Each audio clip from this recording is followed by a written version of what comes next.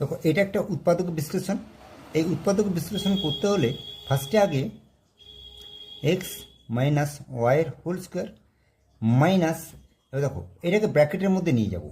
তাহলে ব্র্যাকেটের মধ্যে যখনই ঢোকাবো তখনই কী হবে, যেহেতু আগে মাইনাস চিহ্ন আছে অর্থাৎ এখানে সাইন চেঞ্জ হবে, এক্স মাইনাস ওয়াই মাইনাস 15।